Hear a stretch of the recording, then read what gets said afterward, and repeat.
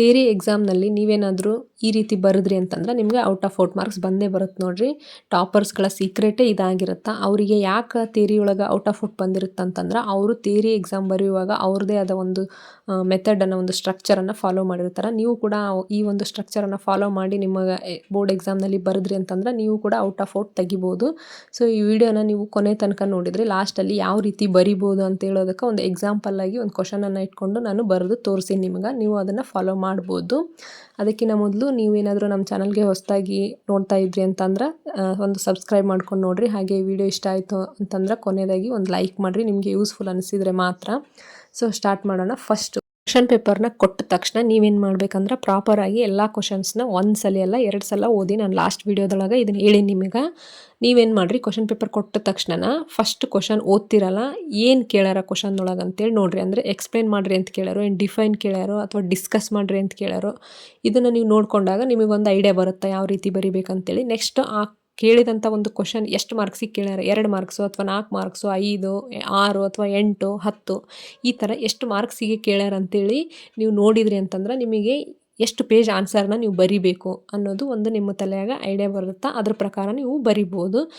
ಇದನ್ನು ಮಾಡಿದಾಗ ನಿಮ್ಗೇನಾಗುತ್ತೆ ಅಂತಂದ್ರೆ ಕ್ಲಿಯರಾಗಿ ಗೊತ್ತಾಗ್ಬಿಡುತ್ತೆ ಆ ಒಂದು ಕ್ವಶನ್ ಬಗ್ಗೆ ನೀವು ಎಷ್ಟು ಬರಿಬೇಕು, ಯಾವ ರೀತಿ ಬರಿಬೇಕಂತೇಳಿ. ಸೊ ಇದು ಫಸ್ಟ್ ಸ್ಟೆಪ್ ಆಗಿರುತ್ತೆ.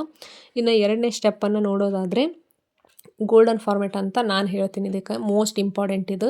ಯಾವ ರೀತಿ ಬರಿಬೇಕಂತಂದ್ರೆ ಫಸ್ಟ್ ನೀವು ಏನು ಕೇಳಿರಲ್ಲ ಕ್ವಶನ್, ಎಕ್ಸ್ಪ್ಲೇನ್ ಆಗಿರ್ಬೋದು, ಡಿಫೈನ್ ಆಗಿರ್ಬೋದು, ಏನೋ ಒಂದು ಅದನ್ನು ನೀವು ಫಸ್ಟ್ ಇಂಟ್ರಡಕ್ಷನ್ ಹಾಕಬೇಕು ಆ ಕ್ವಶನಿಗೆ. 2-3 ಲೈನಲ್ಲಿ ಇಂಟ್ರಡಕ್ಷನನ್ನು ಮುಗಿಸ್ಬಿಡ್ಬೇಕು. ಇಂಟ್ರಡಕ್ಷನಲ್ಲೇ ನೀವು ಬೇಕಾದರೆ ಡೆಫಿನಿಷನ್ನು ಅಥವಾ ಮೀನಿಂಗು ಇಲ್ಲಾಂದರೆ ಟಾಪಿಕ್ ಬ್ಯಾಕ್ಗ್ರೌಂಡು ಬರಿಬೋದು. ನೀವೇನು ಕೇಳ್ಯಾರಲ್ಲ ಅದರದ್ದು ಡೆಫಿನಿಷನ್ನು ಮೀನಿಂಗ್ ಇಲ್ಲ ಅಂತಂದರೆ ಅದರದ್ದು ಒಂದು ಬ್ಯಾಕ್ಗ್ರೌಂಡ್ ಅಥವಾ ಹಿನ್ನೆಲೆಯನ್ನು ನೀವು ಬರಿಬೇಕಾಗುತ್ತಾ.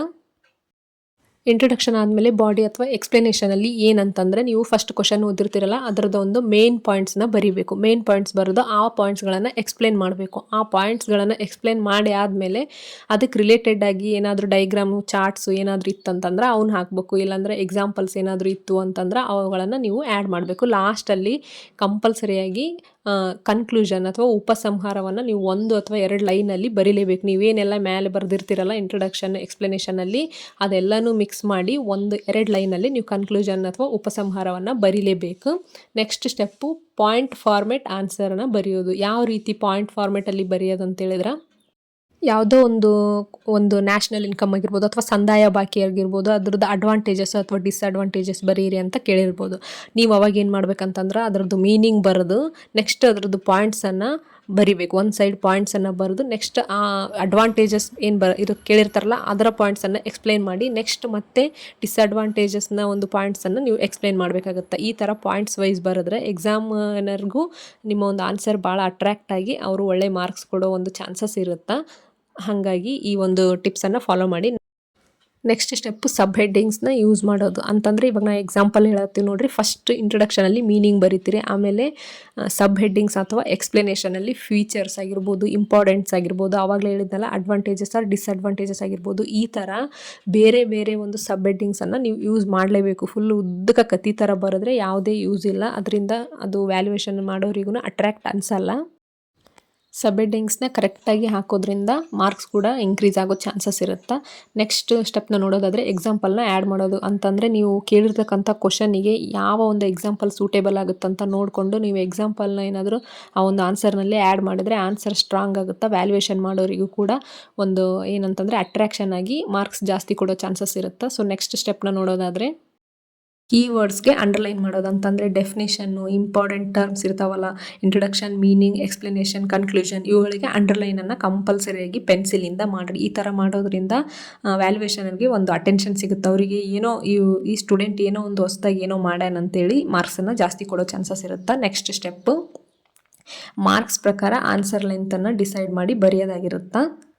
ಯಾವ ರೀತಿ ಅಂತಂದ್ರೆ 2 ಮಾರ್ಕ್ಸ್ ಕ್ವಶನ್ ಡೈರೆಕ್ಟ್ ಆನ್ಸರ್ನ ಬರೆದು ಬಿಡ್ರಿ. ನೆಕ್ಸ್ಟ್ 5 ಮಾರ್ಕ್ಸಿಗೆ ಇಂಟ್ರಡಕ್ಷನ್, ಮೀನಿಂಗ್, ಕನ್ಕ್ಲೂಷನಲ್ಲಿ ಡೆಫಿನೇಷನ್ನು, ಮೀನಿಂಗ್ ಹಾಕಿ ನೆಕ್ಸ್ಟ್ ಮತ್ತೆ ಎಕ್ಸ್ಪ್ಲನೇಷನಲ್ಲಿ ಒಂದು 4-5 ಪಾಯಿಂಟ್ಸನ್ನು ನೀವು ಆ್ಯಡ್ ಮಾಡಲೇಬೇಕು.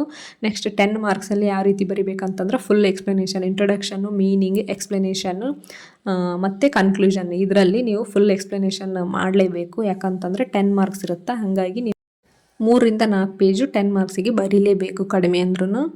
ನೆಕ್ಸ್ಟ್ ಸ್ಟೆಪ್ನ ನೋಡೋದಾಯ್ತು ಅಂತಂದರೆ neat presentation is very important ಅಂತಂದರೆ ಒಳ್ಳೆ ಹ್ಯಾಂಡ್ ರೈಟಿಂಗು ಮತ್ತು ಪ್ರಾಪರ್ ಸ್ಪೇಸಿಂಗ್ ಅಂತಂದರೆ ಲೈನ್ ಬಿಟ್ಟು ಲೈನ್ ಬರೆಯೋದು ಫುಲ್ ಉದ್ದಕ್ಕೆ ಕತ್ತಿ ಥರ ಲೈನ್ ಬಿಡ್ಲಾರ್ದೇ ಬರಿಬಾರ್ದು. ಆ ಥರ ಎಲ್ಲ ಮಾಡಿದ್ರೆ ನೀಟ್ ಅನ್ಸಲ್ಲ. ಕ್ಲಿಯರ್ ರೈಟಿಂಗು ಎಕ್ಸಾಮಿನರ್ಗೆ ಈಸಿ ಆಗುತ್ತೆ ವ್ಯಾಲ್ಯೂಯೇಷನ್ ಮಾಡೋಕ್ಕೆ. So next step real exam secret ಏನಂತಂದರೆ ಸ್ಟ್ರಕ್ಚರ್ ಇದ್ದರೆ ಮಾರ್ಕ್ಸ್ ಈಸಿಯಾಗಿ ಬರುತ್ತಾ.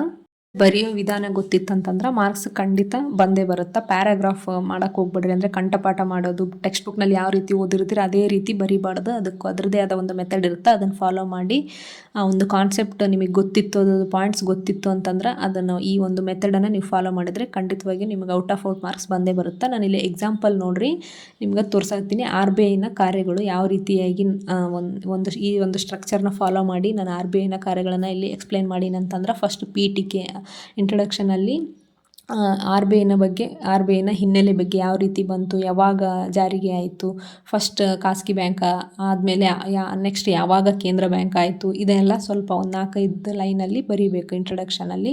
ನೆಕ್ಸ್ಟ್ ವಿವರಣೆ ಅಥವಾ ಎಕ್ಸ್ಪ್ಲನೇಷನಲ್ಲಿ RBIನ ಕಾರ್ಯಗಳು ಅಂತ ಕ್ವಶನ್ ಕೇಳ್ಯಾರಲ್ಲ, ಅದಕ್ಕೆ ರಿಲೇಟೆಡ್ ಆಗಿ RBIನ ಕಾರ್ಯಗಳು ಒಂದು 5ರಿಂದ 6 ಪಾಯಿಂಟ್ಸನ್ನು ನಾನಿಲ್ಲಿ ಬರ್ದೀನಿ.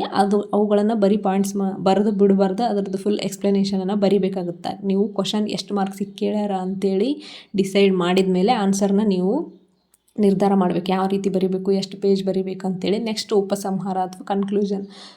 RBIನ ಏನು ಮ್ಯಾಲೆಲ್ಲ ನೀವು ಎಕ್ಸ್ಪ್ಲೇನ್ ಮಾಡಿರ್ತೀರಲ್ಲ ಇಂಟ್ರಡಕ್ಷನ್ ಎಕ್ಸ್ಪ್ಲನೇಷನಲ್ಲಿ, ಅದ್ರ ರಿಲೇಟೆಡ್ ಆಗಿ ಒಂದು 4 ಪಾಯಿಂಟನ್ನು ನೀವು ಉಪಸಂಹಾರ ಅಥವಾ ಕನ್ಕ್ಲೂಷನ್ನಲ್ಲಿ ಬರೆದ್ರೆ ಮುಗಿದೋಗುತ್ತೆ. ಸೊ ಇದು ಬೇರೆ ಎಕ್ಸಾಮ್ನಲ್ಲಿ ಬರೆಯುವಂಥ ಒಂದು ವಿಧಾನ ಆಗಿರುತ್ತೆ. ಈ ಮೆಥಡ್ ಏನಾದರೂ ನೀವು ಫಾಲೋ ಮಾಡಿದ್ರೆ ಔಟ್ ಆಫ್ ಮಾರ್ಕ್ಸ್ ನಿಮಗೆ ಖಂಡಿತವಾಗಿಯೂ ಬಂದೇ ಬರುತ್ತೆ. So thank you for watching.